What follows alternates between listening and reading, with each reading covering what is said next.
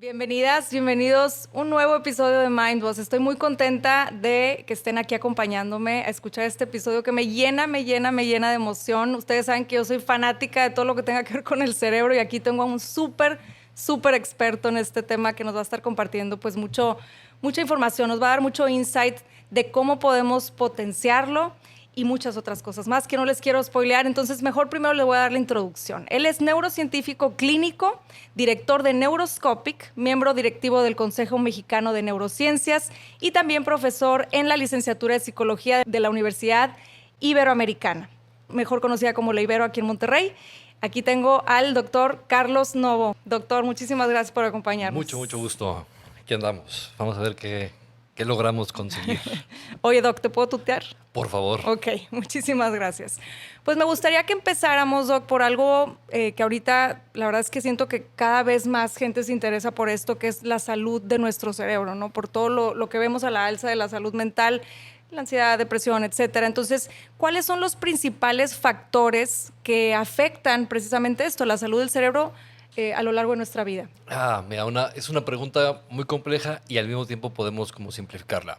Iba a ser relativamente aburrida la respuesta porque es lo que hemos, digamos, encontrado en los últimos a lo mejor 60, 70 años después de la Segunda Guerra Mundial, que empezaron a hacer una bola de estudios muy grandototes con cientos de miles de personas, los cardiólogos. Entonces, los cardiólogos y los especialistas en metabolismo, todo lo que es diabetes y similares, se empezó a hacer mucha investigación con grandes números, que es lo que más nos da, digamos, valor en la ciencia, el tener muchos números para poder hacer correlaciones estadísticas fuertes. Entonces, lo primero es sueño. Podríamos comenzar con sueño, tanto número de horas como calidad de sueño. Okay. Va a ir variando dependiendo de la edad y del sexo. Usualmente las mujeres tienden a dormir alrededor de 1 hora más en promedio que los hombres en edad adulta o después de la pubertad. Y lo otro es ejercicio y dieta, ¿no? Son como los tres bases o pilares más importantes de salud en general, ¿no? Entonces, tu ejercicio, tu dieta y tu sueño.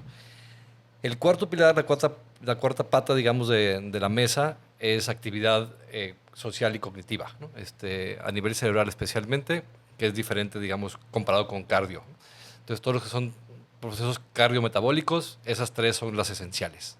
Si tienes una buena dieta, ahorita podemos hablar específicamente de cuáles son las que más tienen evidencia de que funcionan, un adecuado ejercicio físico y un adecuado número de horas de sueño. Esas son como las 4 bases, ¿no? La actividad física, la actividad cognitiva y social en el cerebro es posiblemente lo más importante, de lo que más tiene relevancia, de lo que más nos ha dado, digamos, valor en las últimas décadas de estar haciendo investigación. Es decir, la gente que está activa social y cognitivamente, por mucho en cuestión de estadística, le va mucho mejor en la edad adulta, porque casi todo lo que se hace en prevención en este campo es en demencias, ¿no? Entonces, las demencias son enfermedades neurodegenerativas, es como la definición. Entonces, procesos a nivel cerebral o del sistema nervioso en general, en donde se están muriendo más a prisa o se están dejando de funcionar las neuronas más a prisa de lo que deberían de acuerdo a la edad. Okay. Entonces, todas esas enfermedades se llaman demencias. Entonces, la prevención en demencias es lo más fuerte que hay en este campo y esas 4 cosas son absolutamente básicas. Y, por ejemplo, si pudiéramos hablar tantito o sea, irnos en cada uno, las horas de sueño, ¿cuáles son las adecuadas? Las horas de sueño, después de la infancia, después de los 10 años, a los 10 años comienza la adolescencia, acaba más o menos a los 22, 24, depende si eres hombre o mujer. Y en la adolescencia, más o menos son de 9 a 10 horas en promedio lo que se recomienda a un adolescente dormir. Lo mínimo 9, máximo 12, ¿no? Puedes dormir 12 horas casi regresando como a tus 4 años. De hecho, la regla es que entre los 3 y los 4 años es lo que te va a suceder entre los 3 y los 14, ¿no? O sea, es como una réplica. Qué loco. Sí. Entonces, es una réplica de la primera adolescencia, que le llamamos de los 3 a los 4 años, cuando empieza a intentar ser más su propio jefe, ¿no? El humanito, ¿no? Empieza a independizarse, a tomar decisiones, a decir qué le gusta y qué no le gusta. Entonces, esa primera adolescencia, a los 3, 4 años, básicamente se repite de nuevo entre los 12 y los 15 en los sujetos. Y cuando digo se repite en todos los sentidos. Es decir, los comportamientos que se suelen tener entre los 3 y 4 años se van a tener en sus respectivas diferencias sociales y de edad de circunstancias en la adolescencia, 13, 14. ¿no? Entonces es importantísimo también esto en cuenta porque podemos predecir relativamente bien algunas cosas, sí. qué va a suceder, ¿no? Es como, mira, tuvo este comportamiento a los 3, 4 años, espéralos, ¿no? En la adolescencia. Entonces, ese sueño va a ir cambiando con la edad. Entonces, más o menos en la adolescencia se rompe ese patrón porque más o menos a los 4 años se comienza a dormir menos. Hasta los 8, 9 años llegamos a entre 8 y 9 horas. Y de nuevo en la adolescencia vuelve a aumentar la necesidad de otro par de horas más, entre 9 y 11 horas en la adolescencia. Que es un problema grave porque prácticamente no hay ningún adolescente que te duerma de manera consistente entre 9 y 10 horas, ¿no? Y sabemos que tiene un gran impacto en la parte cardiovascular, metabólica y neurológica, ¿no?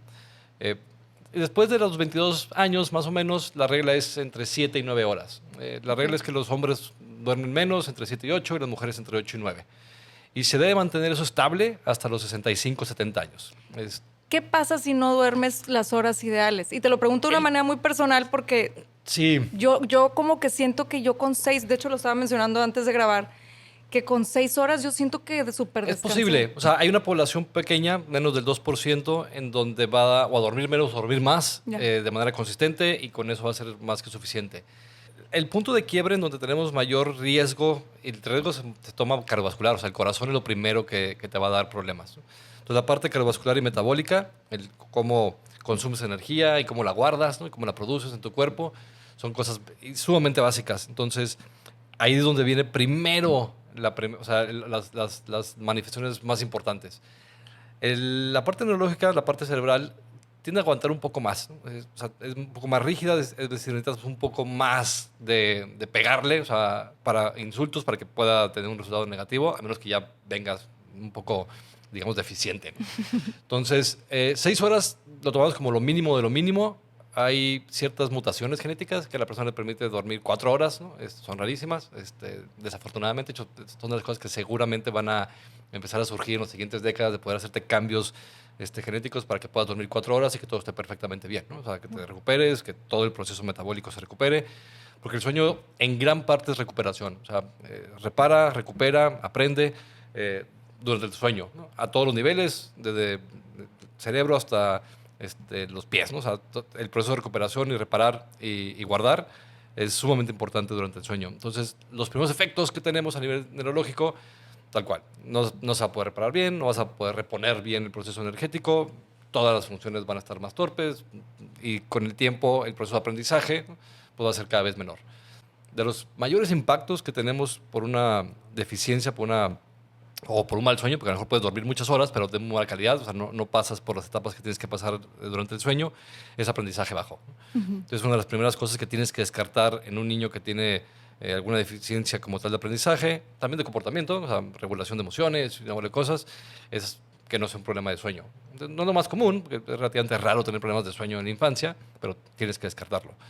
Entonces, ese es más o menos como el panorama así grandote.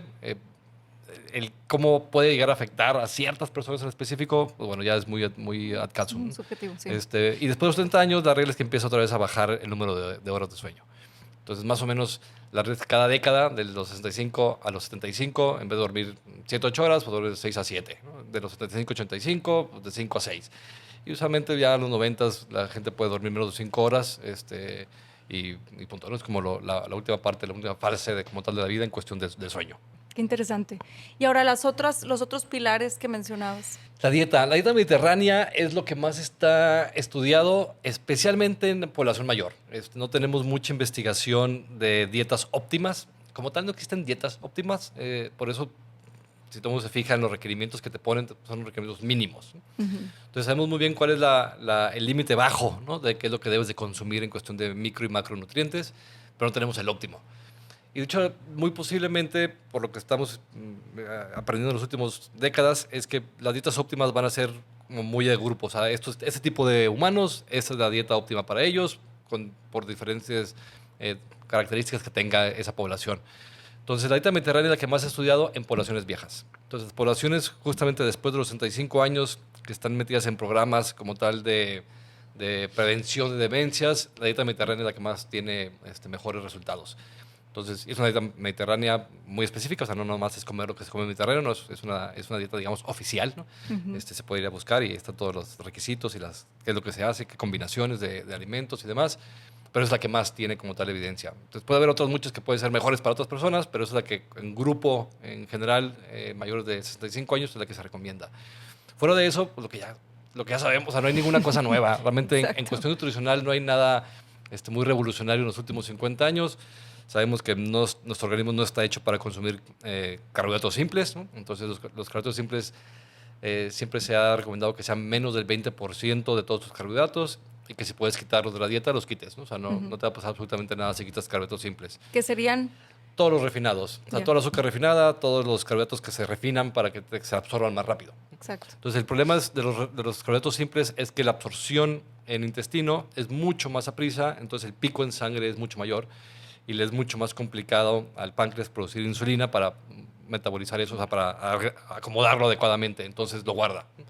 Entonces, y no solamente lo guarda, sino que el tejido graso en que lo guarda es una glándula. O sea, la gente a lo mejor a veces no tiene como esta idea de la grasa de tu cuerpo es una glándula, es un tejido específico glandular que produce hormonas y capta hormonas. Entonces va a regular una bola de procesos en cuestión de temperatura, en cuestión de producción de energía. Entonces, el hecho de quitarla, ponerla, o sea, hacerla crecer o disminuir, va a tener un impacto en todo tu metabolismo. Entonces, evitar esos picos es lo más importante, el que el proceso como tal sea más estable en cuestión de carbohidratos, en cuestión de glucosa, ¿no? de azúcar, ¿no? En la sangre, más estable sea, va a ser mucho mejor para el cuerpo. Pues, ahorita con toda la moda, pues, ¿no? Los humanos somos muy de modas, entonces hoy tenemos una moda en los últimos años de hacer los famosos ayunos prolongados, ¿no? En general es positivo, o sea, así como si agarramos la generalidad, a lo mejor 80% le va a venir bien tener algún tipo de ayuno prolongado de manera intermitente, ¿no? Hay algunos que lo hacen todos los días, no tenemos mucha evidencia de que todos los días sea buena, o sea, falta hacer más investigación para saber a quién sí, a quién no le puede llegar a ayudar, pero los que son intermitentes suelen como tal ser positivos en el sentido de que le pones un poco de tal cual de estrés, o sea, estrés en el cuerpo significa sacarlo de su balance. Entonces, es de manera intermitente sacarlo de su balance para que se reacomode y que se haga más eficaz. O sea, lo que queremos es que digamos que el ser vivo, la biología está buscando ser lo más económico posible con sus recursos. O sea, quiere lograr lo máximo que pueda con el mínimo como tal de consumo, ¿no? Entonces, el darle estos procesos intermitentes de falta de recursos le obliga a ser más económico y más eficaz. Entonces, de manera intermitente parece funcionar. De manera constante no tenemos mucha evidencia. Y si no lo haces nunca, pues tampoco pasa nada. O sea, si tienes una buena dieta y tienes una buena calidad de ejercicio, que hablaremos de eso, tampoco hace falta que tengas ayunos prolongados, ¿no? Okay. Y también hay que decir que es posible que la ganancia, así como muy significativa, sea para una minoría. Okay. Que a lo mejor ya tienen alguna cosa que no está totalmente óptima de funcionamiento y que eso les ayuda a hacerlo mejor en el cuerpo y tener mejor funcionamiento. Pero no es necesario tener ayunos prolongados intermitentes y mucho menos diarios, ¿no? Eso está, digamos, en boga de si sí o si no es bueno. La parte de ejercicio aeróbico pues, también es la cosa más simple del mundo, o sea, todo el mundo lo sabe. También se ponen de moda una bola de cosas, ¿no? Extravagantes y complicadas y demás. Caminar, ¿no? O sea, literalmente venimos de cientos, miles de años, 150,000, 200,000 años de ser más o menos la misma especie, ¿no? Y nos la pasábamos caminando, éramos nómadas, ¿no? Era un proceso de horas y horas al día de caminar, querías tragar, pues tienes que ir a perseguir a tu comida, ¿no? Entonces es un proceso de movimiento constante. Entonces es mucho más adecuado, aunque actualmente ya es como imposible, ¿no? Que tengas a lo mejor 4 o 6 horas de ejercicio aeróbico, pues no sucede, ¿no? Entonces, pero afortunadamente con un mínimo de 30 a 45 minutos al día, puede ser que obtengas lo que necesitas como mínimo, como ese requerimiento mínimo de moverte de manera cardiovascular y de manera metabólica, de manera neurológica, lo vas a obtener con 30 a 40 minutos de ejercicio como tal aeróbico diario. Porque no, pues, yo descanso los domingos, es como, bueno, por lo visto todo el domingo dejas de ser quien eres, ¿no? Como, el cerebro descansa el domingo. Sí, todo el mundo, tu cuerpo deja de ser y tú puedes, pues, no, o sea, como todo sigue igual, tienes que seguir haciéndolo, ¿no? Así es. Entonces, el proceso como tal de ser consistente es bien importante, ¿no? Porque el ejercicio aeróbico no necesita ningún tipo de descanso. ¿Y qué sucede en el cerebro? O sea, por ejemplo, cuando yo, y aquí voy a entrar un poquito en el tema emocional, o sea, cuando andamos como abrumados emocionalmente, etcétera, ¿qué efecto tiene, por ejemplo, el caminar? Porque yo noto que al menos en mí y en muchas personas que lo han... Sí, o sea, como que ayuda, ¿no? Sí, bueno, puede haber diferentes como... perspectivas. O vías en las que se consigue eso. Una es que te distraes, ¿no? O sea, de entrada tienes que estar poniendo atención donde jodidos caminas, ¿no? Si no te tropiezas, te caes. Entonces, ya de entrada es como poner atención a otra cosa. El cambiar justamente de ese ambiente externo, ¿no? Y moviéndote, eso de entrada, eso ayuda. Eso ya es un proceso meramente de información que está entrando al cerebro que hace que sea más fácil que olvidar lo otro que te hizo sentir mal. Desde el punto de vista más fisiológico y metabólico y hormonal y demás, el corazón cuando está de manera constante, ¿no? Por un mínimo de 15, 20 minutos, comienza, digamos, a decirle al cerebro, el cerebro va captando más bien que el corazón está constantemente, o sea, que está por mucho tiempo agitado a una velocidad más rápida, y capta eso, y automáticamente empieza a producir una bola de hormonas para permitirle que ese consumo energético mayor sea posible, ¿no? Entonces, una de las cosas que más suceden son endorfinas, se activa todo el proceso como tal endorfínico. Las vías hormonales que producen, digamos, las famosas hormonas del estrés, ¿no? De la ansiedad, que realmente es el estrés. Ansiedad y estrés no están dentro de lo mismo, aunque van muy unidas. Pero justamente esas hormonas del estrés que cuando sales de ese balance te permiten regresar otra vez a tu status quo. El famoso cortisol, ¿no? Que todo el mundo piensa que es una especie de hijo del demonio.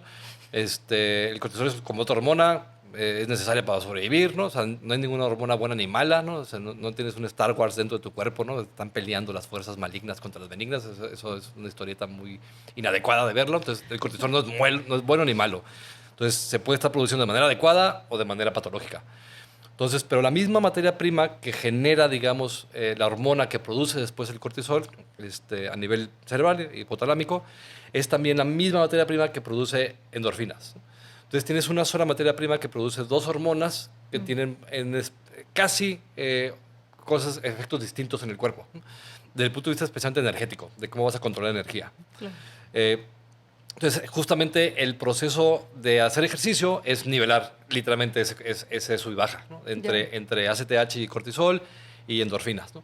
Entonces, y las endorfinas a nivel cerebral son ansiolíticos. O sea, desde el punto de vista son inhibidores neuronales, o sea, van a bajar la actividad neuronal y van a bajar especialmente en ciertos circuitos que llamamos el sistema o circuito o lóbulo límbico, que son las que encargadas como tal de respuestas emocionales. Entonces, justamente van a hacer que automáticamente baje esa actividad, esa información y por tanto la experiencia de angustia. Entonces, esa es como la manera más simplista de explicarlo. No, y súper bien, me quedó muy, muy claro y era una duda que tenía porque yo decía, bueno, ¿qué es lo que realmente está sucediendo dentro de mí? Porque siento esta calma después de caminar. Y como bien dices, hay varios factores más, eso es lo que sucede. Sí.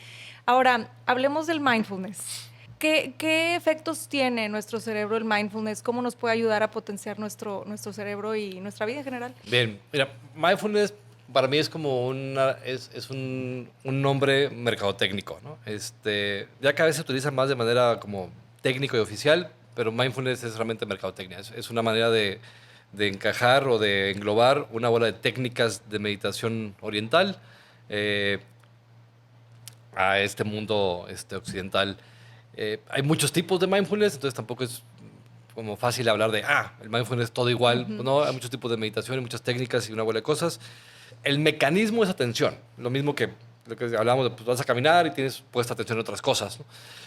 Acá es más bien intentar cerrar todo lo que viene de afuera, intentar concentrarte en algo muy específico de tu cuerpo adentro, ¿no? Entonces, el cambiar la atención, el poder tener la capacidad de control, ¿no? Atencional, que es lo que le llamamos, ese control atencional es lo que te permite justamente decir que me voy a enfocar solamente en mi dedo pequeño del pie izquierdo, ¿no? O en mi respiración, ¿no? Tiende a tener mucho más impacto el que aprendamos a tener ese autocontrol desde el punto de vista respiratorio. Yeah. Y la mejor manera de lograr eso es midiendo ritmo cardíaco, mides el ritmo cardíaco y su variabilidad, y vas aprendiendo a respirar diafragmáticamente, que es otro show además, para justamente regular la variabilidad del corazón. Y esa medición es la que más tiene impacto. Y eso lo tenemos utilizando a lo mejor desde los 60. A lo mejor unos 60 años tenemos con ese tipo de técnicas, en donde aprender a respirar basado en tu ritmo cardíaco tiene más impacto a nivel fisiológico y a nivel neurológico, en cuestión de poder justamente bajar la angustia y bajar la bola de experiencias negativas. solamente teniendo control atencional a tu respiración, ¿no? Para algunos va a ser imposible porque justamente su problema es falta de control. Entonces puede ser tan grave la falta de control que le es imposible hacer ningún tipo de meditación, es imposible controlar tu atención a lo que sea, ¿no? Entonces el exigirle poner atención a tu respiración es como, pues no, o sea, me estás pidiendo algo que no puedo hacer. O sea, justamente estoy buscando ayuda porque no puedo poner atención, ¿no? Y le estás poniendo Sí. algo para poder, es como, no tiene sentido. Entonces muchas veces empiezan con otro tipo de cosas mucho más simples, a ver si se logra poco a poco ir pues mejorando y haciendo más eficaz esa capacidad de control. Entonces los más severos, pues evidentemente va a ser muy complicado que lo aprendan. Y luego va a haber un 10-15% que al hacerlo lo va a hacer peor. Es decir, no va a poder control, no va a poder atención a lo que quiere y va a tener mucho más atención a lo que no quiere, ¿no? Entonces va a serle mucho más grave el proceso de angustia, O sea, ¿no? puede ser contraproducente. Sí, es que en todo va a ser más, o sea, en todo lo que hacemos, inclusive el ejercicio físico, ¿no? Pues va a tener un riesgo, ¿no? Te caes, Claro. ¿no? O sea, Sí. vete a caminar y te puedes caer, ¿no? O sea, es como, sí, el hacer ejercicio aeróbico tiene un porcentaje en donde la gente se va a hacer daño, ¿no? Puedes buscar una bola de cosas, por ejemplo, agua, ¿no? O sea, estás en agua aerobics, ¿no? Y estás monitorizado para que no te vayas a resbalar y pegar y ahogar, ¿no? Pero es más raro, entonces, a lo mejor en ese sentido es más amigable en riesgos. Entonces, pero aún así, siempre va a haber una distribución como tal estadística de lo que sucede, ¿no? La realidad es como 100 personas hicieron este tipo de ejercicio, ¿a quién sí le sirvió, de qué forma? Sí. Y así es como tendríamos que explicar todo. Más que es muy aburrido y la gente no está acostumbrada a decirte, sí, nada más le funciona al 73% de las personas, estas circunstancias. Claro. Entonces la gente, no, dime qué funciona y ya. Es como, no. Entonces, técnicas como tal de control atencional a través de meditación, en general pueden llegar a funcionar para gran parte de la gente, porque la gran parte de la gente pues, está más o menos sana. Entonces puede justamente guiar su atención a lo que quiere, ¿no? Y eso le puede llegar a dar mayor control atencional, técnica, alguna herramienta justamente para quitar cosas que te estén distrayendo y poderme enfocar en algo, resolver el asunto y seguir mi existencia, ¿no? ¿Y eso es lo que tú practicas o practicas algún tipo de meditación? Algún tiempo practiqué mucho este aparatito justamente que mide el ritmo cardíaco y su variabilidad y justamente el aprender a respirar de acuerdo a eso. Que es lo más fácil, lo más eficaz. Lo otro te puede tardar a lo mejor meses o años en aprenderlo y esto como ya está guiado, te está diciendo cuándo lo haces bien y cuándo lo haces mal, pues es muy fácil justamente aprenderlo. Entonces en cuestión a lo mejor de 2, 3, 4 semanas, un par de meses, lo aprendes. Otra vez, un 70 a 80% lo va a aprender. Un porcentaje no va a poder aprenderlo nunca, ¿no? O sea, que por más que intente, no lo va a lograr, ¿no? Porque es otra vez un proceso atencional, ¿no? De cómo guías justamente tu atención a un proceso motor que no suele ser voluntario. O sea, no puede ser voluntario, pero es automático. Si no haces nada, vas a respirar aunque no quieras, ¿no? Entonces, el meterte a un proceso que tiene una vía neurológica que es automática, ¿no? Que no necesita de una bola de otros circuitos para guiarlo, el meterte a ese proceso y hacerlo guiado, hacerlo lo que la gente llama voluntariamente, pero es guiada, es respiración guiada, necesitas práctica. Entonces, hay muchos lugares en el mundo que comienzan a practicar esto desde niños, ¿no? O sea, y tienes a los niños de 4 años, una bola de técnicas de controla tu respiración, guía tu respiración. Sobre todo en Oriente, ¿no? Mucho más en Oriente, y no es generalizado, son como ciertas culturas que ya lo tienen de cajón, ¿no? Hay algunos programas que se han llevado a cabo en Europa y en Estados Unidos justamente para esto, lugares en donde a lo mejor son de bajos recursos, con mucha violencia alrededor, con una bola de procesos socioculturales complicados y que han visto buenos resultados en general, ¿no? En que si agarran a la población desde muy pequeña edad a enseñarles autocontrol, ¿no? O sea, simple, suelen tener mejor como tal resultado en la adolescencia, tienen mejor autocontrol en cuestión de consumo de drogas, en comportamientos violentos y demás, ¿no? Entonces, es posiblemente para lo que mejor se utiliza, para autocontrol, literalmente, ¿no? Mucha gente lo utiliza lúdicamente, ¿no? Es como puedes tener grandes experiencias y sabes justamente cómo controlar tu respiración y hacer que tu cuerpo te dé una respuesta distinta. Pero sí, es talacha. O sea, es mucha talacha. Son 20, años, 30, ¿no? 40 minutos al día por muchos meses para que realmente logres justamente ese tipo de control. Exacto. Entonces, ¿se puede? Sí, claro que se puede, pero no es simple. No es simple. Sí, o sea, no es con la aplicación así una semana. No, cero. A mí me costó a lo mejor básicamente, prácticamente por unos 6 meses en llegar a ese nivel en cuestión de 2 respiraciones, ya estoy donde quiero estar y puedo estar ahí por 40 minutos o más, ¿no? Sin salirme, ¿no? De mi universo interno, ¿no?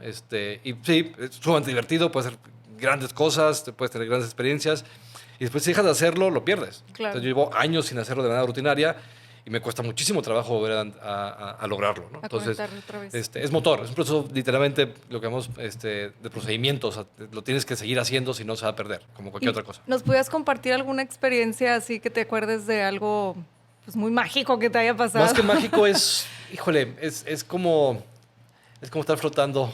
Literalmente es como, ni siquiera te das cuenta, es muy parecido como estar muerto. Yo he tenido varios golpes y varias fracturas. Hacía deportes que no son los más adecuados posibles. Entonces, tengo 2 contusiones en las que una de ellas estuve inconsciente casi 2 horas. Entonces, yo me acuerdo que por lo menos al despertar de esa, la sensación, uno tener como el recuerdo de o sea, qué sucedió, lo que estabas inconsciente sin saber que estabas inconsciente, además despiertes, caray, todo lo que soñé fue sueño, ¿no? Entonces son lo que mucha gente llama experiencias cercanas a la muerte, que para mí no es más que tu cerebro está literalmente en un proceso de mucho estrés y puede haber muchas maneras de que llegues a ello y te da una bola de experiencias, ¿no? Puede ser algo similar, ¿no? Porque lo que sí lograba, por ejemplo, era bajar un poco mi temperatura, bajar mi ritmo cardíaco a lo mejor a 35, 40 latidos por minuto. Estás como flotando, estás en un proceso como ido, o sea, no tienes cuerpo, o sea, es como, es el cerebro, ¿no? O sea, flotando en su agua, ¿no? O sea, es un vacío al mismo tiempo con una sensación de lleno, ¿no? O sea, sí. Es un vacío pleno, ¿no? Entonces es muy extraña la sensación, pero pues evidentemente la disfrutas muchísimo, ¿no? Entonces, si te puedes, yo me quedaba ahí, pues, no sé, 30, 40, una hora, ido, ¿no? A gusto, en una sola posición, y te das cuenta, te levantas, todo está maravilloso. A veces te puede servir para resolver algo, si tienes algún tipo de cosa algo creativo, ¿no? O sea, quiero... y te puede llegar a servir si guías ya directamente eso, si no te puedes medio quedar dormido. O sea, es como una especie de... Sé que no estoy dormido, pero tampoco estoy realmente con capacidades intelectuales para poder hacer algo, ¿no? Y estás como molusco, así... flotando. Sí, tal cual, flotando. Pero sí, creo que en general la gente cuando me cuenta, por ejemplo, LSD, ¿no? Que no lo he hecho, pero en algún día, en un momento de existencia lo tendré que hacer. Se parecen mucho esas experiencias a lo que puedes llegar a tener. A lo mejor no tan vívidas, ni tan exageradas, ni tal, pero la parte por lo menos de esa extraño combinación de vacío, plenitud, ahí está, ¿no? ¿Y se está produciendo alguna sustancia? Muchas. Es que más bien la respuesta es no existe ningún químico en específico en el cerebro para algo. O sea, la gente tiene esta idea de los 80s y 90s, que es un mito absoluto para vender medicinas, ¿no? De que tu estado de humor es serotonina y tu placer es dopamina. Es como, no, eso no existe en el cerebro, ¿no? ¿What? ¡Wow! Bueno, que vamos a lo mismo, o sea, tendrás que... O sea, me gusta esto que nos platicas, porque es salir mucho de la caja. Pues es un mito, es una historieta que hacemos para simplificar algo, pues. Sí, o sea, tú no vas a explicarle a alguien todos los sistemas que existen a nivel químico en el cerebro que pueden estar mal o que funcionan mal y que todo, para explicar que te sientes con angustia, ¿no? Pues no, haces una historieta y dices, es por esto, ¿no? El problema es que nos tragamos la historieta como si fuera algo real, ¿no? Entonces, en los 70s, 80s, por alguna extraña razón, bueno, no extraña razón, pero por una bola de sesgos y errores en cuestión de investigación, se empezó a ver que la serotonina era el neuromodulador que regulaba la felicidad. La felicidad. ¿No? Específicamente la felicidad, ¿no? Es como si fuera, en fin, ahorita ya es ridículo pensar en eso. O sea, ahorita nadie va a aceptar eso a nivel como tal profesional, ¿no? Sigue habiendo gente que te va a decir eso, ¿no? O sea, no dudo que haya mucha gente que a lo mejor sabiendo que no es cierto, te lo dice así como para simplificarte, ¿no? Lo que no se vale es que se tome eso para tomar una decisión terapéutica, porque no es cierto, ¿no? Es decir, tomar un inhibidor de receptores de serotonina no va a hacer nada en tu felicidad, ¿no? Entonces, y tenemos muy buena evidencia de hace 22, 24 años, ¿no? En donde los famosos antidepresivos, que también no es un nombre técnico, es un nombre mercadotécnico para vender un inhibidor como tal de recaptura de serotonina, tiene mínimo impacto como tal cuando lo comparas con un placebo. Entonces, cuando hacemos grandes estudios, ¿no? De 200, 300, que son pequeñitos, pero son grandes en psiquiatría, desgraciadamente, no hay ninguna diferencia. Wow. Esto puedes dar un placebo, puedes dar un sertralina y da lo mismo, ¿no? Entonces, los metaanálisis más grandes, los metaanálisis son como estudios que agarran muchos estudios que se han hecho y que tienen más o menos la misma manera de hacerse y se hace uno solo para que tenga mayor impacto, para que tenga mayor valor. Año con año, prácticamente tenemos 20 metaanálisis en los últimos 20 años De hecho, hace 4 años salieron 2 o 3 bien grandotes. Hay metaanálisis que se llaman de paraguas, que son metaanálisis de metaanálisis, ¿no? Y todos llegan a la misma conclusión. Es como, no tenemos ninguna evidencia de que esto funcione. Wow. Entonces, ¿se vende bien? Sí. Sabemos que es un placebo activo. O sea, la regla es que los placebos activos son un químico que sí tiene una acción en ti, pero que no está cambiando lo que quieres que cambie. Ya, okay. Y luego están los placebos, digamos, pasivos, es decir, que no tienen, la molécula no tiene ningún impacto en tu cuerpo. O sea, o es agua, ¿no? O sea, literalmente tiene un impacto, pero no tiene nada que ver con el cerebro, ¿no? Entonces, la regla es tomar a los antidepresivos, a los inhibidores de captura de serotonina y ahora norepinefrina, como placebos activos. Entonces, la diferencia que hay entre un placebo y este tipo de medicamentos, en los metaanálisis más, digamos, generosos, ¿no? Y más amigables para el medicamento, les dan a lo mejor un 10% extra de eficacia. Y casi siempre todos los metaanálisis están guiados y hechos por farmacéuticas. Wow. Entonces, sabes que tienes ese sesgo de tengo que encontrar un mínimo como tal de ventaja de mi fármaco para seguirlo vendiendo. Y lo máximo que encuentras es en 10% de ventaja. Entonces, cuando no hay ninguna farmacéutica involucrada, no encontramos nada. De hecho, tenemos varios estudios en donde el placebo es más eficaz, ¿no? Entonces, a la larga es como, no, esto no sirve, ¿no? Lo puedes dar, pero es un placebo, ¿no? Entonces, hoy en día lo que se recomienda es solamente dar ese tipo de medicamentos a los casos que son muy severos y que realmente ya hiciste un proceso diagnóstico, descartaste todo lo demás, no encontraste nada, hay algo, pero no lo encontraste, y es muy severo, ¿no? La persona no está comiendo, no está durmiendo, se quiere suicidar, entonces casi siempre están internados ese tipo de pacientes porque tienen que estar monitorizados. Y ahí es donde puedes justamente dar ese tipo de medicamentos. En todos los demás casos, las guías en general del mundo te dicen, no lo des, ¿no? Y si lo vas a dar, no lo des nunca por más de 9 meses. Porque lo que sí tenemos también buena evidencia en los metaanálisis es entre más los tomes, más posible es que tengas más episodios más severos. Entonces, sí estamos haciendo algo, sí, es un placebo activo, y al parecer está haciendo peor lo que sea que está sucediendo. Entonces, no suceden todos eso, no, pero a lo mejor entre un 20 a 30% le va a ir peor, ¿no? Yeah. Entonces, tienes más o menos 25-30% de la población que va a estar tomando este tipo de medicamentos, que vas a hacerle peor lo que sea que esté sucediéndole inicialmente y que le está causando esas manifestaciones. Wow. Entonces, y ese es uno de los grandes problemas que tenemos en ese campo, ¿no? De medicina, que es el único campo en la medicina que no tiene diagnósticos. O sea, la gente piensa que depresión es un diagnóstico. No, depresiones son manifestaciones.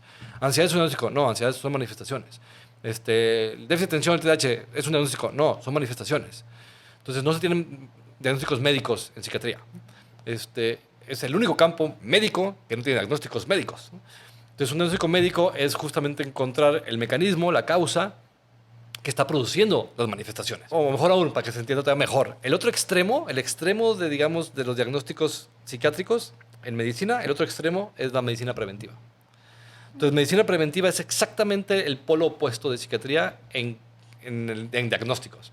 Mientras uno no tiene diagnósticos y solamente tiene síntomas, el otro no tiene síntomas. No quiere que tengas síntomas. ¿Vamos? Quiere adelantarse a que tengas manifestaciones y hacerte un diagnóstico. Cuando captas, este es el continuum que tenemos en medicina. Desde medicina preventiva, que es la mejor medicina, que se va a enfocar en procesos fisiológicos antes de que tengas manifestaciones.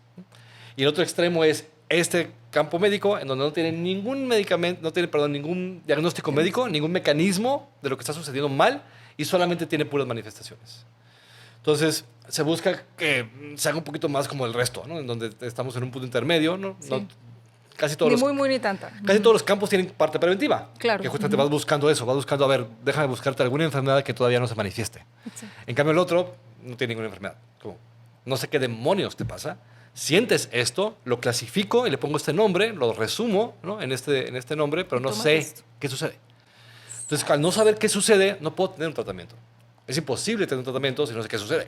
Exacto. Entonces, hemos estado como tal, bastante literalmente, pues, probando cosas a ver qué sucede, ¿no? A ver qué pasa. Qué cañón. Y lo que hemos llegado a la conclusión es que casi cualquier cosa funciona. Es decir, somos increíblemente sugestionables. Es decir, todo es placebo. Entonces, la gran parte, cuando estamos hablando de lo más común, que son manifestaciones de ansiedad y manifestaciones depresivas, específicamente ese tipo de manifestaciones que, aparte del 80% de las veces van juntas, no sabemos qué está sucediendo. Puede haber a lo mejor 10 enfermedades diferentes que me llegan a lo mismo, a la misma manifestación, como el resto de las enfermedades, ¿no? Y no importa qué es, el placebo es muy eficaz. Entonces, el puro hecho de que tú le hagas entender a la persona, ¿no? Le des la información al cerebro, a la persona, decir, esto te va a hacer mejor, eso es una información, tiene un valor, hace una respuesta como tal de, voy a estar mejor, y eso es suficiente para que estés mejor y se pueda llegar a mantener, ¿no? Y pasa igual viceversa, o sea, por ejemplo, por poner un ejemplo ahorita de algo reciente, la pandemia, que hubo, digo, por ahí leí que mucha gente se murió precisamente por el miedo al COVID. ¿Tú qué opinas de eso? No tengo ningún solo caso que haya muerto por el miedo, no. El miedo no suele matar de manera abrupta. El miedo, a menos que corras y te caigas un hoyo por el miedo, ¿no? O sea, como es que si no es un accidente, que el miedo en sí mismo jamás te va a matar de manera abrupta. Vaya, pero te va a matar lentamente el proceso como tal de estrés, no tanto el miedo. Porque puedes no tener miedo y tener estrés y te va a matar igual. Pero hablando de lo de que somos muy sociales, muy susceptibles. Bueno, no. La pandemia, su mayor daño, digamos, fue la relación social. Ya. ¿Estamos? O sea, digo, cuando hablamos de población en general, porque como la población afectada era relativamente específica, es decir, los que tenían factores de riesgo eran los mayores de 65 años y los que tenían algún proceso cardiovascular metabólico, ¿no? O sea, es un virus increíblemente específico para una población que ya está dañada y que nomás viene a volver a llover donde estaba mojado, ¿no? Es como, nomás vengo aquí a desgraciarte la existencia más de lo que ya tenía desgraciada, ¿no? Entonces, pero la población en general, o sea, niños y hasta los 55 años que estén sanos, el riesgo era realmente mínimo, ¿no? Entonces, el aislar a la gran parte de la población que está sana, que no tiene un factor de riesgo y que el impacto como tal del virus va a ser muy poco, la aislación va a ser mayor, ¿no? Entonces, lo que después con el tiempo, en general, todo el mundo se dio cuenta de esto, es que no tenemos por qué estar haciendo esto. O sea, estamos haciendo más daño de lo que estamos intentando prevenir. Y está perfectamente bien. Eso es lo que sucede justamente en la ciencia. O sea, la ciencia va a ir tomando decisiones dependiendo de la información que tenga. Claro. Entonces, entre más información tenga y sea diferente a la que tenía anteriormente, pues va a cambiar como tal sus conclusiones, ¿no? Entonces, la gente piensa que eso es algo malo, ¿no? Es como, es que cambian de parecer. Claro. O sea, porque las circunstancias más te vale que cambiemos de parecer, porque si no sería que no tenemos ningún tipo de información nueva. O sea, sería lo peor no cambiar de parecer, ¿no? Entonces, pero no estamos acostumbrados a que nos digan eso. O sea, no estamos acostumbrados a que nos digan la ciencia es un proceso totalmente vivo que va a ir cambiando dependiendo de la información que va obteniendo, ¿no? Entonces, por eso no hay como respuestas universales, ni absolutas, ni dogmáticas en la ciencia, porque lo que estás intentando es agarrar más información para después cambiar tus conclusiones. Entonces, las primeras decisiones que se hicieron, pues fueron relativamente correctas, porque no sabías qué demonios iba a pasar, ¿no? Es como, no sé qué tanto va a impactar esto, que todo el mundo se encierre y ya después veremos qué demonios es lo que ha adecuado, ¿no? Sí. Entonces, a lo mejor estamos un poco más de lo que deberíamos, sí, pero podemos hacer lo mismo. O sea, todos son humanos. O sea, el científico no porque acabó un doctorado en, o sea, va a dejar de ser son humano. Los experimentos, ¿no? Entonces va teniendo cierto cautela, cierto, a ver, no, ¿sabes qué? Vamos sacando a la gente, ¿no? Y ya nos damos cuenta que, ¿sabes qué? Niños y jóvenes no hace falta que hagan nada, ¿no? O sea, es que no se acerquen a los que tengan riesgo. O sea, literalmente lo que necesitas es enfocarte en la gente que tiene riesgo y darle punto. Entonces, el aislamiento social sí tiene un impacto importante. Entonces, afortunadamente, la gran parte de la gente pues vivía con otros 2 o 3 en su casa. Y ya con eso es suficiente para no enfermarte, ¿no? Es como, tampoco necesitas una multitud para socializar, para que no te impacte. La gente que ya está dañada, pues la va a ir peor. Entonces, o sea, a veces tendemos a generalizar cosas que son de una minoría. Entonces, sí, la pandemia vino a destrozar la existencia de todos. No, vino a destrozar la existencia de 10, 15% de la población, que ya estaba mal. Es decir, ya tiene un trastorno cerebral y la pusiste en circunstancias que van a ser peor ese proceso cerebral. Pero no es un proceso general, ¿no? De hecho, había más, alrededor de un 20% de la población que estaba feliz con la pandemia.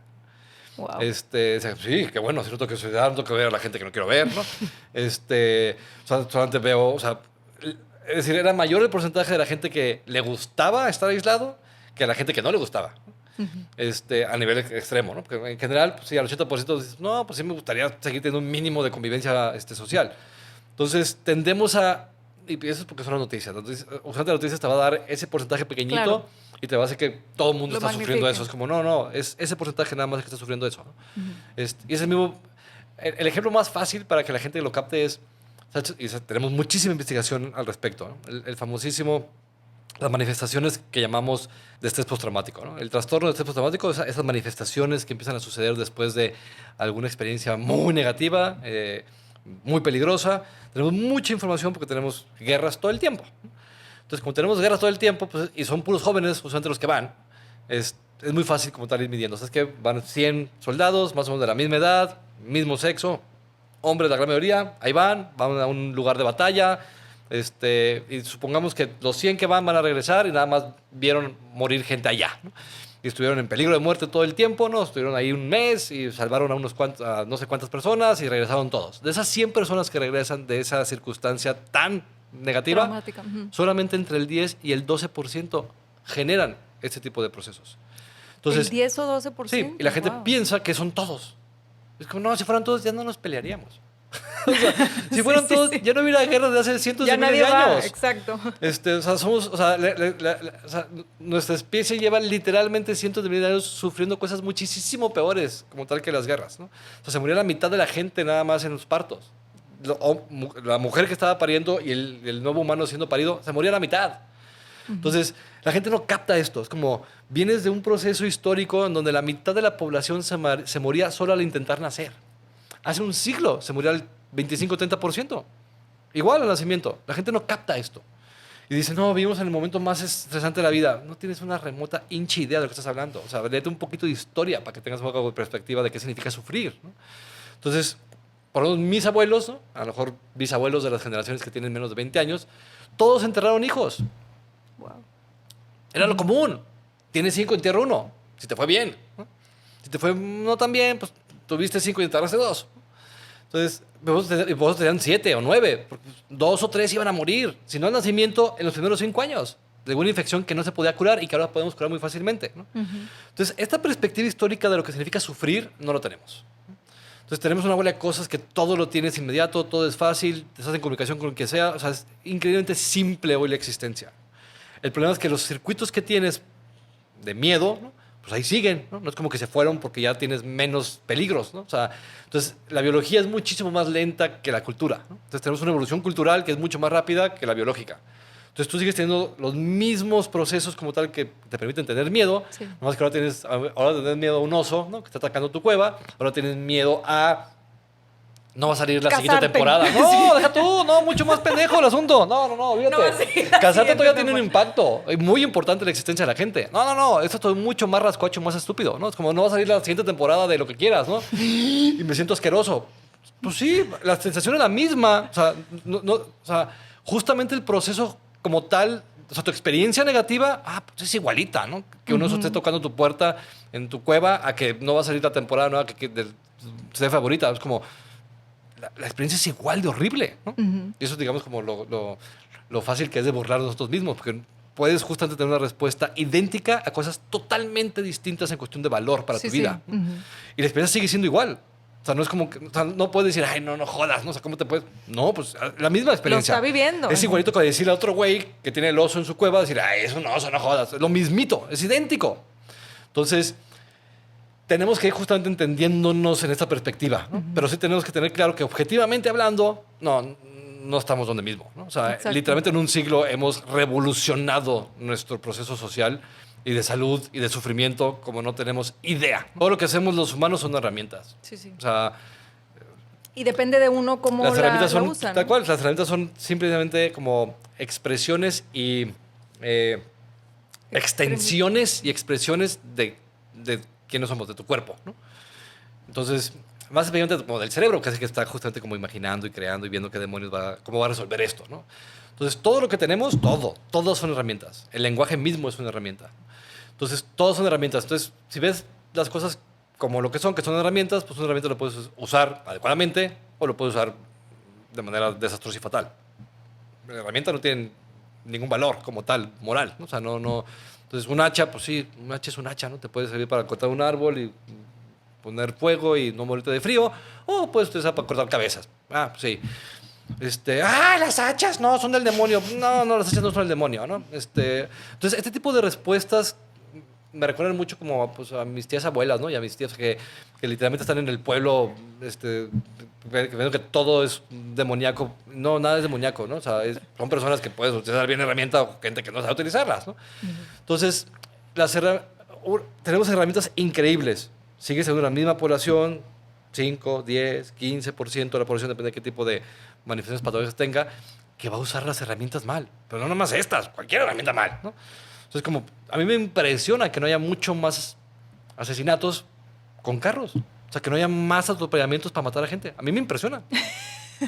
Para mí es sorprendente sabiendo la cantidad, o sea, el porcentaje que existe de humanos con ciertos rasgos patológicos que quieren matar y que no haya todos los días atropellados de manera voluntaria por un psicópata. A mí me impresiona, es como, qué raro que no haya más gente que atropelle con carros. No les des ideas. Porque no, ellos ya saben, estadísticamente no se hace. Es como, estadísticamente no me salen las cuentas. Porque tendría que haber, porque es una herramienta muy fácil, pues. Sí, sí. Es una herramienta muy simple, con mucho poder. La gente no se entera que los carros tienen mucho poder. O sea, tienes a media tonelada viendo, o sea, te deshace. Y la puedes dirigir a donde Y la tú gente, quieras. sí, la gente está tranquilo, ¿no? Sale a las calles y hay carros como, caray, esto es peligroso. O sea, ¿qué tanta confianza tenemos de la gran parte de la población de que no va a hacer estupideces? Exacto. Entonces, eso es mucho más, digamos, peligroso que cualquier otro celular, de manera, digamos, física e inmediata. Ahora, lo otro, lo que a lo mejor lo que más nos está haciendo problemas a los que ya tienen algún tipo de disfunción, es que lo está haciendo peor y lo está haciendo público. Ya. Entonces es más fácil ver a esa minoría. Entonces, esa minoría usualmente sufría de manera aislada. Ahora no, ahora sufre en público. Entonces todo el mundo puede verlo y justamente como es la minoría, pues todo el mundo la comparte, porque es lo raro. Entonces es como todas las películas. O sea, todas las películas, todas sin excepción, no puedo buscar una excepción, tienen personajes que son pacientes. ¿Estamos? O sea, son pacientes míos. O sea, tengo pacientes así. O sea, no hay ninguna película que no aproveche la enfermedad para hacer una historia. Exacto. ¿Y por qué? Porque es muy simple. La gente, el 80% de la gente que está sana... ¿Se le hace raro pues eso? Deja tú raro. La vida es relativamente simple. Ya. O sea, te dedicas a resolver problemas, lo haces bien, o sea, es como... Es aburrido. Hacer películas de gente que todo lo hace, que todo más o menos le sale bien y que no sufre mucho, ¿no? Y que duerme bien adecuadamente, cuando tiene problemas lo resuelve, no se queda ahí, ¿no?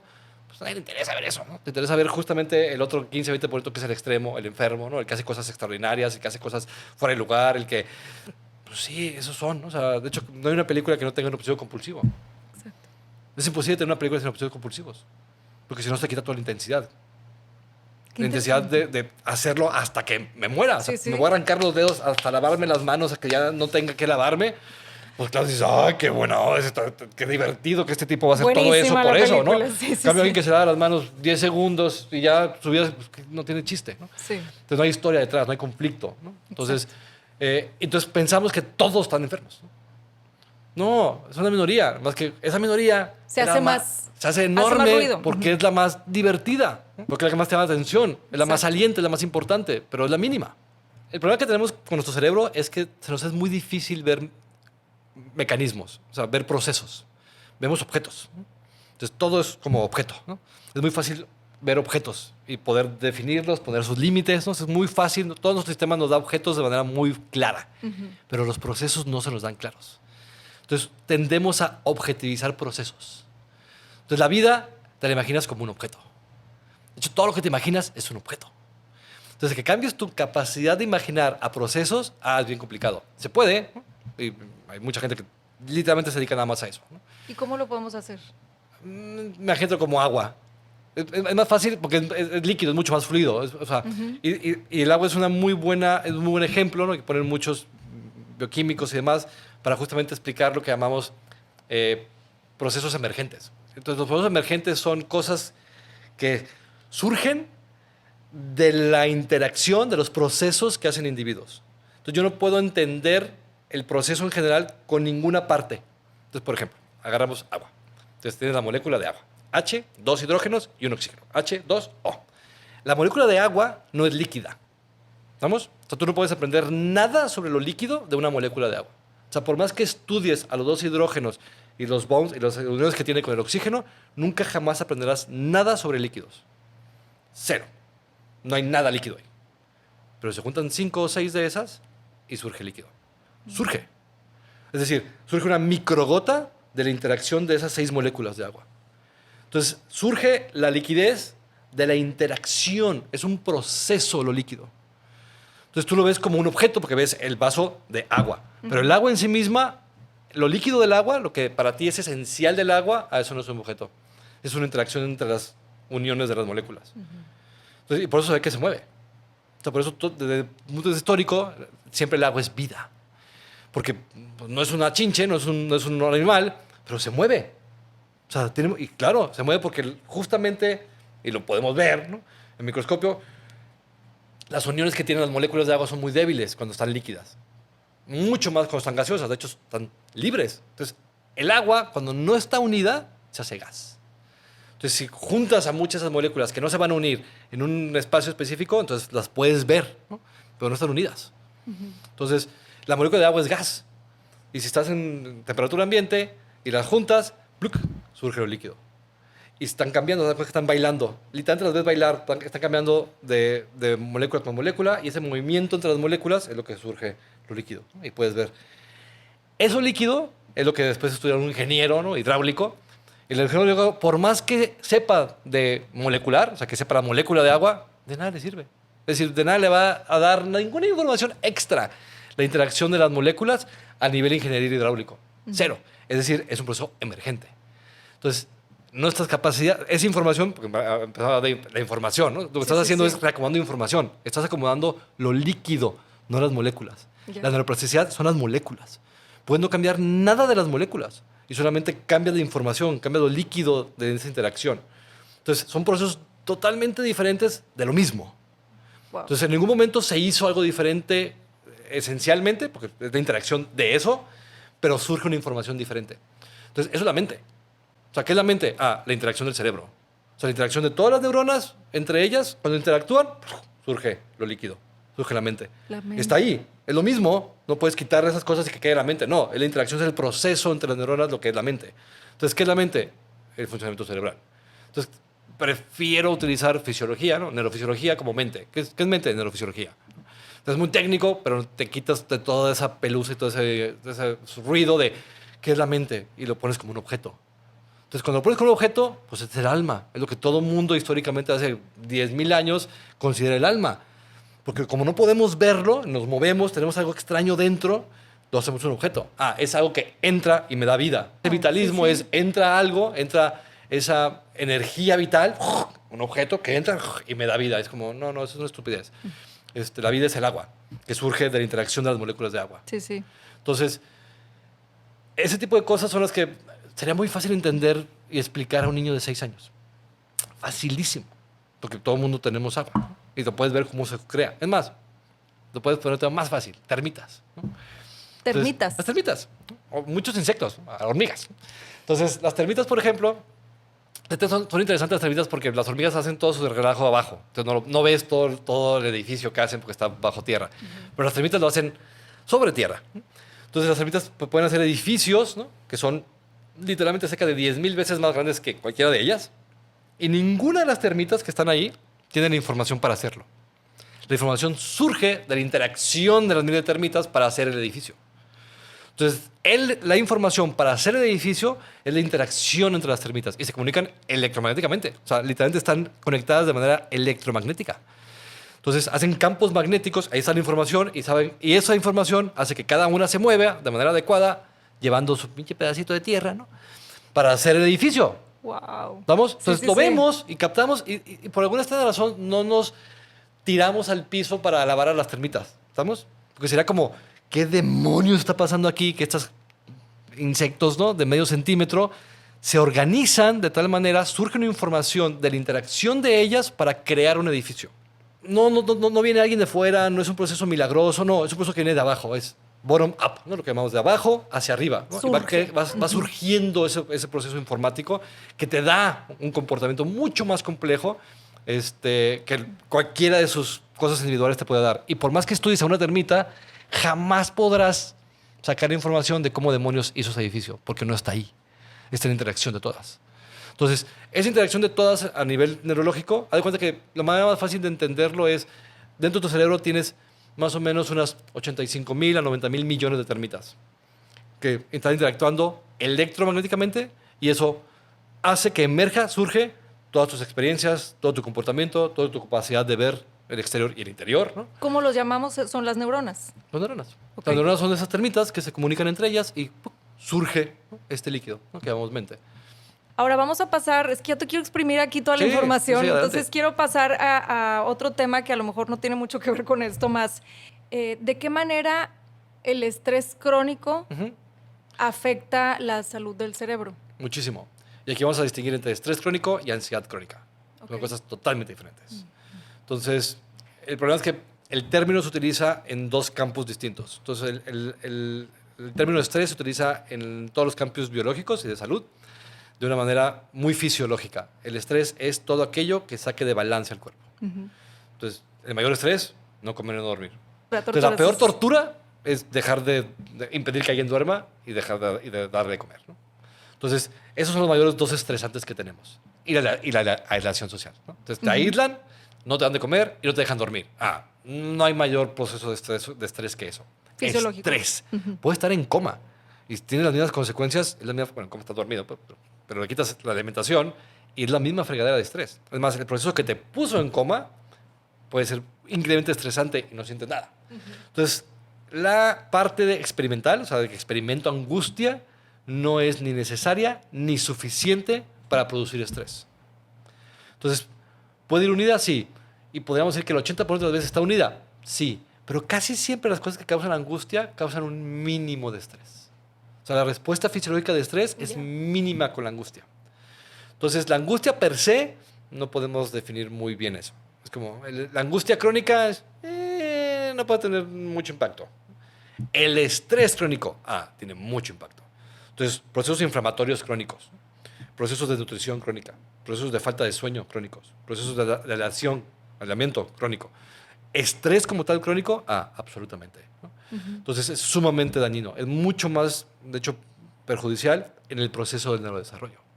Entonces, si yo tengo a un humano y acaba de nacer y naciendo le doy poca comida, lo infecto, no lo dejo dormir, lo aíslo, ya le desgracié, tengo más de 35% de posibilidades de que ya le desgracié la existencia.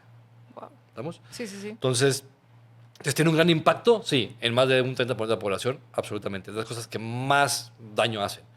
Sin embargo, hay a lo mejor un 70% que se va a recuperar. O sea, se le fue increíblemente del carajo y se va a recuperar.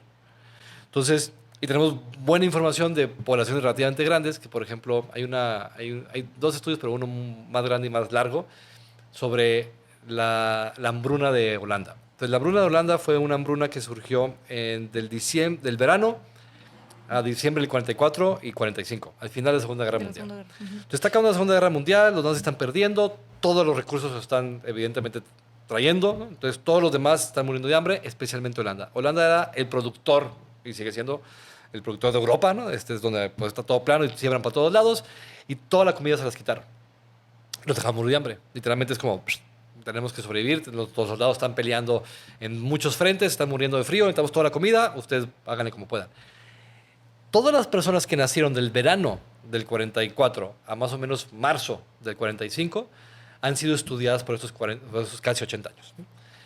Y lo que hemos aprendido es que más o menos entre un 30 y 40% de esa población va a tener enfermedades crónico-degenerativas, intestinales, cardiovasculares, metabólicas, inmunológicas y, en quinto lugar, neurológicas.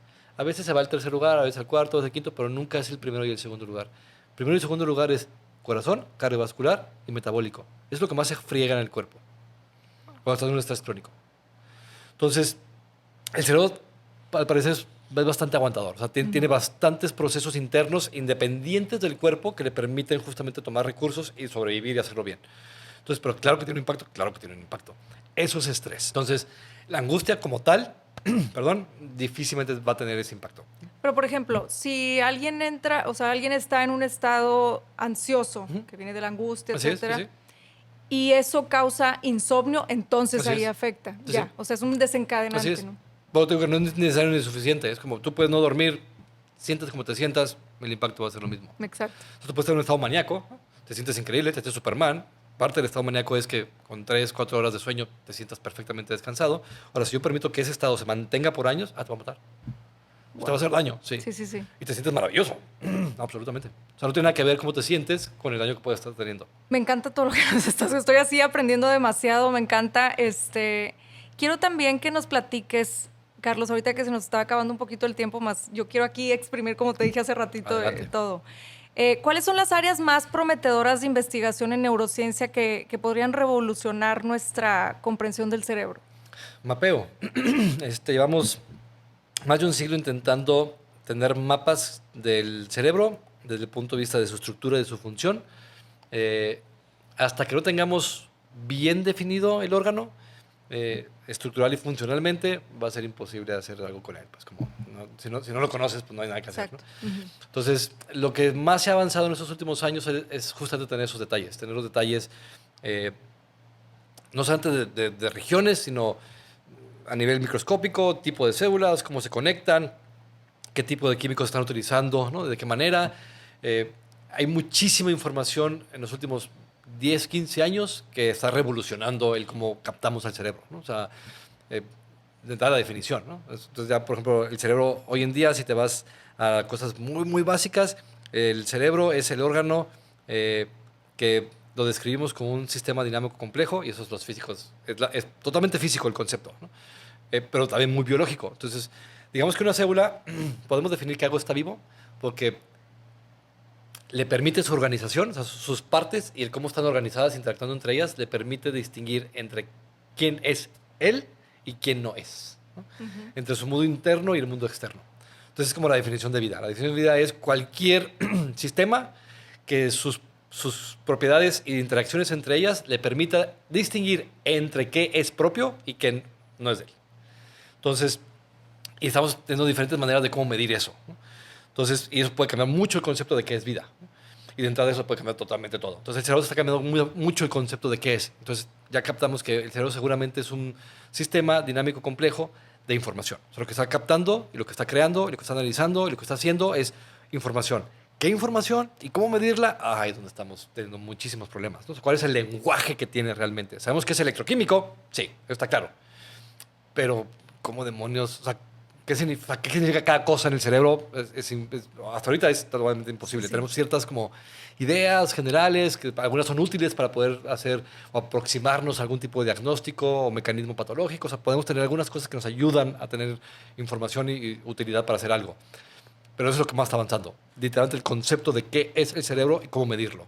Y lo estamos viendo de muchas maneras y están justamente surgiendo estos mapas y dándonos un poco más de claridad de, ok, venga, esto es como tendríamos que estarlo viendo para que nos dé una información de cómo no está funcionando. O sea, una vez que sepa cómo sí funciona, todo lo demás.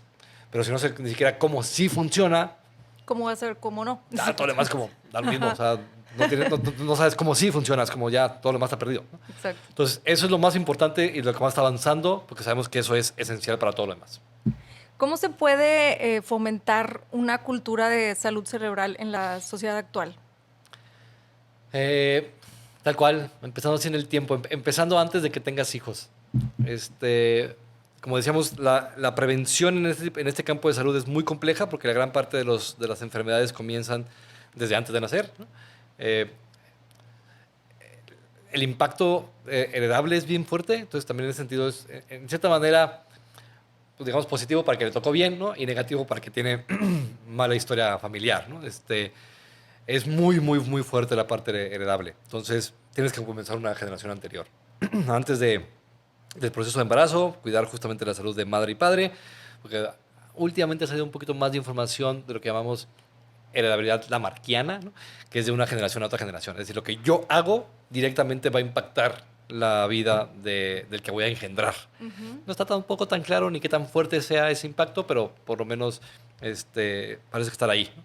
Entonces, Wallace y Darwin tenían que son los que, digamos, forman lo que llamamos teoría de la evolución, y teoría en ciencia es todo un constructo perfectamente bien delimitado, perfectamente bien... Es un modelo, o sea, teoría es un modelo que ya comprobamos que funciona, ¿no?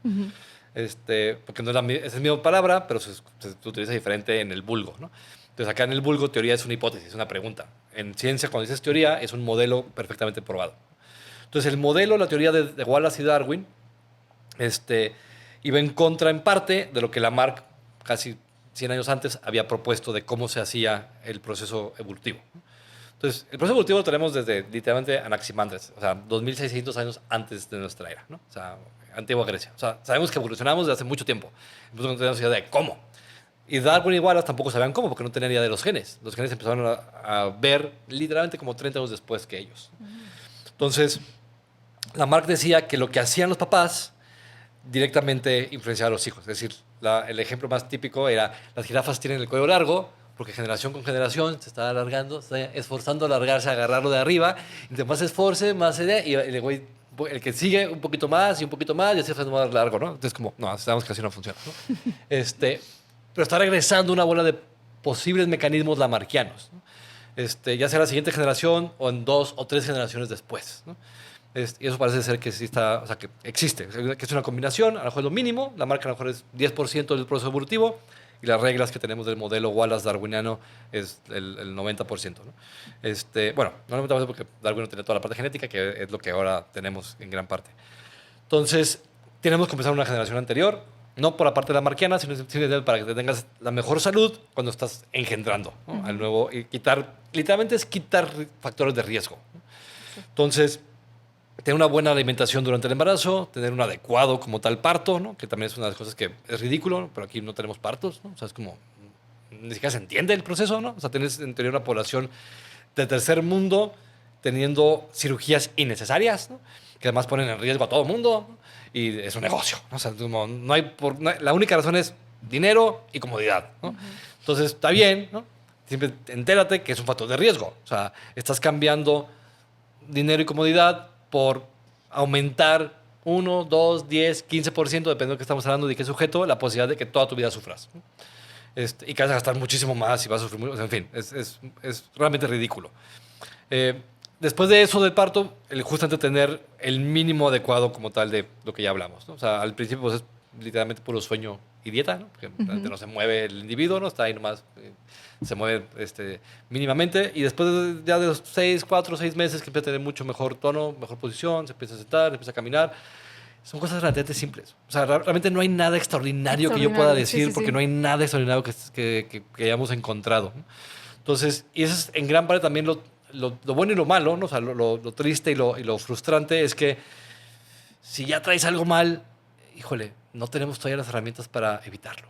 Ya. O sea, si ya vienes mal, híjole, pues tenemos una bola de cosas que podemos hacer a lo mejor para que no se haga peor, pero difícilmente vamos a quitarlo por completo. Además, si se quita por completo, no fue el médico, ¿estamos? O sea, no fue tu neurólogo el que te curó, quien sea no, fue el mismo proceso interno que tuvo capacidad de adaptarse y solucionar lo que sea que estaba sucediendo mal.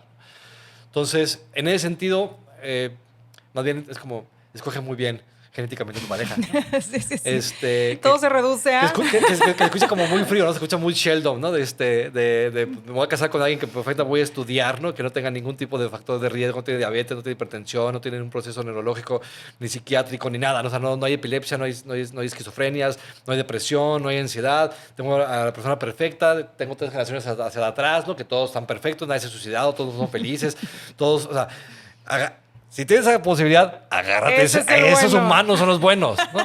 Los que no tienen problemas familiares, los que básicamente han sido bastante estables, les va bien, están felices. O sea, esos, los que no son complicados, los que son intensos a medias. Oye, ¿no? Doki, ¿dónde los encontramos? No, sí hay. Además que casi todos esos, pues justamente se juntan con otros que son, o sea... Sí. El común busca, o sea, el igual busca el igual, ¿no? O sea, entonces es muy justamente común que veas a los que tienen problemas metidos con otros que tienen problemas, ¿no? Y aparte porque el que no tiene problemas dice, pues yo no tengo que estar aguantando esto, cabrón.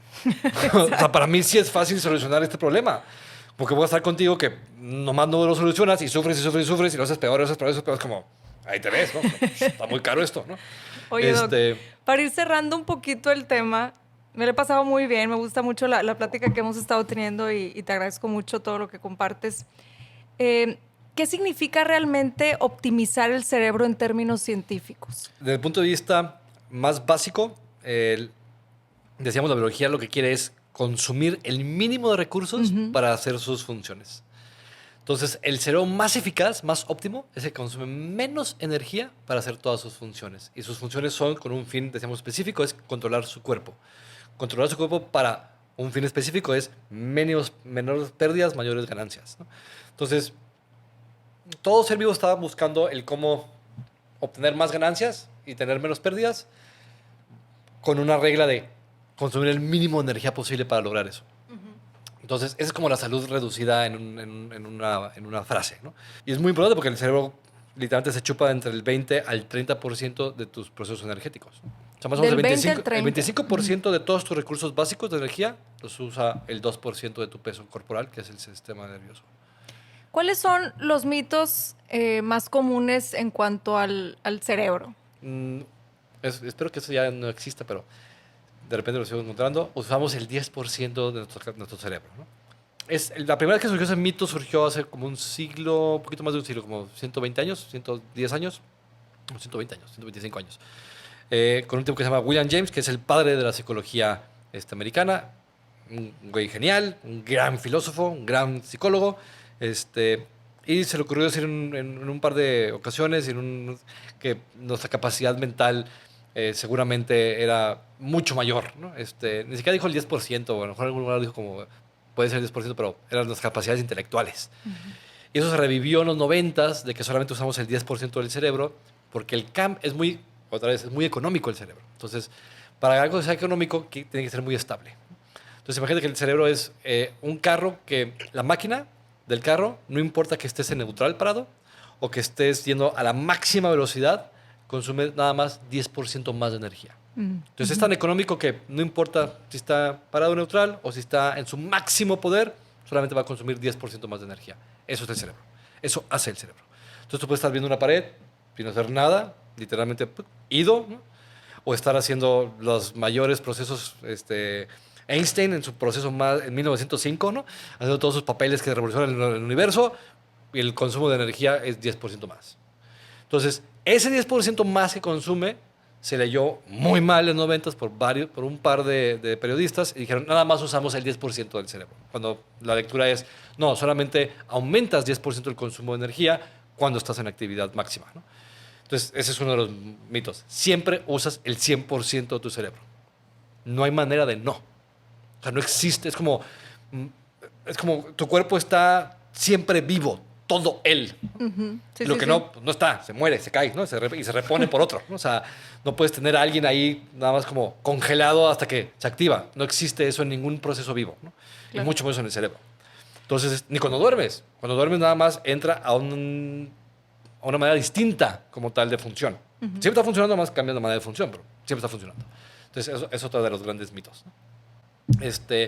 Otros grandes mitos es que justamente es el conductivismo extremo, ¿no? Puedes hacer lo que quieras de tu existencia. Es como, no, enfócate, ¿no? Tienes una bola de reglas, características y circunstancias que no vas a poder cambiar, ¿no? Y que a lo mejor vas a tener que aceptar que eso es, y punto, ¿no? Entonces, gran parte de las terapias como tal es justamente eso, es acepta que eso eres, ¿no? Tu realidad. Sí, eso eres, punto, porque eres tu cuerpo, ¿no? Eres tu cuerpo y dónde estás, en tus circunstancias, ¿no? Eres tú, tu cuerpo y tus circunstancias, lo que decía Ortega y Gasset, ¿no? O sea, eres tu cuerpo y tus circunstancias, no hay más, ¿no? Algunas cosas puedes cambiarlas, sí, muy pocas. Entonces, por regresar justamente con los estoicos, la mejor pregunta que se puede hacer un humano a sí mismo es, ¿qué cosas puedo cambiar? Y ya que sepas muy bien qué cosas sí puedes cambiar, más te vale que estudies muchísimo para que aprendas a cómo cambiarlas. Entonces, es un problema muy grave a veces simplemente distinguir qué sí y qué no puedo cambiar.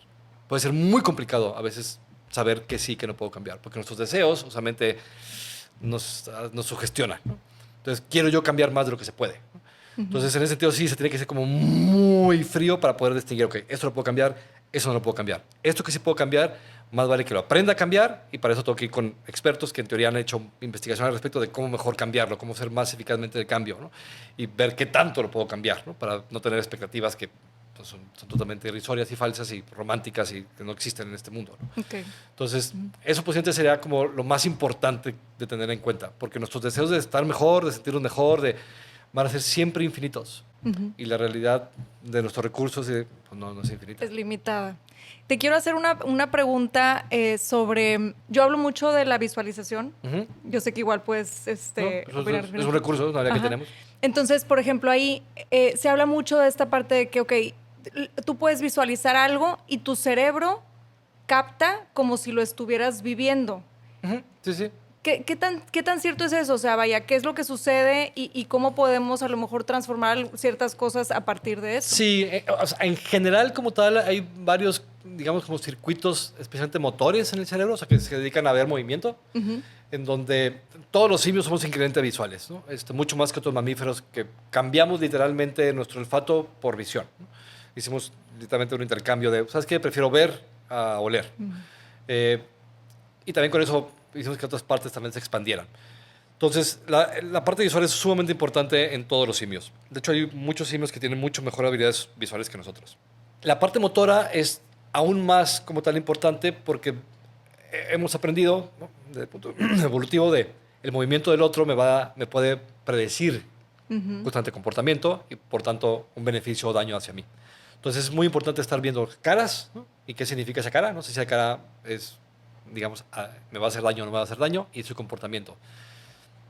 Tenemos un circuito como tal en la parte motora en donde visualmente, si tú ves un movimiento, parte de ese circuito motor está, digamos, como replicando ese movimiento internamente, está imitándote, ¿no? Lo que se llamó el sistema de neuronal en espejo, ¿no? Entonces, Rizzolatti, que fue el primero que vio esto en chimpancés, de hecho, hace 25 años, después se exageró y se hizo una bola de estupideces que no tiene ningún sentido. Pero el proceso, la capacidad que tenemos de imaginar un movimiento, o sea, por ejemplo, la gente que se dedica a procesos profesionales de movimiento, o sea, atletas profesionales, especialmente de precisión, o sea, que el movimiento que tengas que hacer es muy preciso, parte del entrenamiento es imaginar el movimiento. O sea, porque en ciertas cosas, ver, imaginar y hacer es casi lo mismo. Entonces, en ese sentido sí, y puede ser muy útil para ese tipo de procesos. Hay muchas terapias que justamente utilizan una bola de herramientas de imaginación, ¿no?, para que puedas justamente hacer algo, ¿no? Es como imagina que lo haces, ¿no? Y una vez que lo imaginas que lo haces, puede ser más fácil justamente que lo logres hacer afuera, ¿no? Sí, sí, sí. Entonces, sí, puede ser que para algunas personas efectivamente eso funcione. El porcentaje puede variar, pero no va a ser para todos, ¿no? Y la regla aquí es que casi todo el mundo tiene cosas muy leves. Vamos, afortunadamente nuestros malos, digamos, hábitos y malos comportamientos y disfunciones suelen ser leves. Entonces muchas veces con solamente cambiar un punto de vista, con imaginarte algo diferente, con que te digan algo distinto, con tú decirte algo de una manera distinta, como hablarte en tercera persona en vez de primera persona, o sea, pues una bola de cambios a lo mejor muy tontos y muy simples, y a lo mejor para la mayoría les funciona, porque efectivamente no tienes un problema como tal, digamos, biológico, tienes un problema de información, ¿no? Exacto. O sea, no son las moléculas de agua que están mal, no, es nada más que el envase de agua, lo líquido que estás teniendo está mal, entonces cambia un poquito el envase y más o menos todo se arregla. Es la información lo que está mal, no realmente, digamos, el hardware. Entonces, el hardware está bien, el software que se emerge del hardware, porque es lo complicado, tenemos un software emergente. Es bien complejo, todo el comportamiento que tenemos que emerge de ese hardware, puede ser que lo puedas cambiar con bits informativos, con un estímulo específico, con algo de información distinta, que, mira, no tuve que cambiar nada, porque no hay nada malo, ¿no? Mi cerebro siempre está acomodada mal información. La reacomodo la información y todo se acomoda. Eso es gran parte de la terapia. O sea, todas las terapias es eso, es como organizo, la información que ya tienes, como la organizo para que no te cause problemas, que sea mucho más fácil tu existencia. El problema es cuando eres del otro porcentaje donde no importa qué tanto cambies la información, es más, siempre vas a acomodar mal, porque está mal el proceso más de abajo. El hardware. Entonces, no es un proceso emergente per se, sino que más bien tu base que permite la emergencia ya viene mal. Entonces, no importa qué le eches, va a emerger cosas malas, ¿no? Entonces, esas afortunadamente son una minoría. Ese es el 15-20% de la población. El otro 80-85%, no. Y de ese 80-85% que llegan a tener cierto tipo de problemas y conflictos, pues no necesitas hacer gran cosa más que reacomodar la información, ¿no? Exacto. Y para eso una buena terapia es adecuada, ¿no? Para eso es la terapia, ¿no? Para los otros casos también, nada pierdes con intentar acomodar bien la información, aunque el hardware esté mal, ¿no? Aunque se lo esté reacomodando otra vez mal y mal y mal, pues, sigues intentando por todas partes porque no tienes mucho que perder. Pero es importante tener eso en cuenta, que muchas veces simplemente cambias la información y con eso es más que suficiente, Me encanta. ¿no? Entonces puedes imaginártelo, puedes apuntarlo, puedes escucharlo, hay muchas técnicas justamente para intentar hacer eso. Sí. Entonces, ¿y se llamarían, qué son? Son terapias, son psicoterapias, son terapias justamente psicológicas, Okay. ¿no? Entonces, la terapia psicológica más aceptada, la que más tenemos evidencia que funciona, se llama terapia cognitivo-conductual. Es toda una familia, ¿no? O sea, las terapias cognitivo-conductuales tienen como base eso, conocerte, cognitivo, conductual, para cambiar tu conducta. Entonces, primero te conoces, la base es totalmente estoica. O sea, totalmente está basado en procesos estoicos de voy a conocerme para saber qué puedo cambiar. Y ya que ya tengo bien definido, ¿esto puedo cambiarlo? Sí. ¿Qué tanto puedo cambiarlo? Ok, eso tanto. ¿Cómo? Y claro, es tal estar cual, ahí es buscándole. sí, es talacha, ¿no? Porque es biología. Esa prueba de Entonces, error, experimentar. Bueno, hay mucha investigación. O sea, más bien es como tienes que irte con los expertos, que es Si no hacen que por lo menos sepan de la investigación para que puedan aplicar lo que más tenemos probado, decir, ok, estas técnicas son las que más tenemos probado que funcionan a la mayoría, ¿no? Inténtala. Vamos a empezar por aquí, ¿no? Exacto. Entonces todo tiene que ser basado en ese tipo de evidencias, ¿no? No en anécdotas, no en cosas de, me dijo no sé quién, no, es que a mí me funcionó, no importa un carajo que le funcionó a quién, ¿no? Quiero ver grandes números, bien hecho y que se replique, ¿no? O sea, ya que salió una información, o quiero ver a otro grupo de expertos que hagan exactamente lo mismo y que encuentren lo mismo. Si no, no tiene valor, como no se replicó y casi nada se replica en este campo. Sí, Entonces, son puras anécdotas, como, literalmente viejitas que son doctores en algún tipo de algún campo que están hablando, tienen sus anécdotas, pero no tiene valor, no puedes tomar decisiones con eso.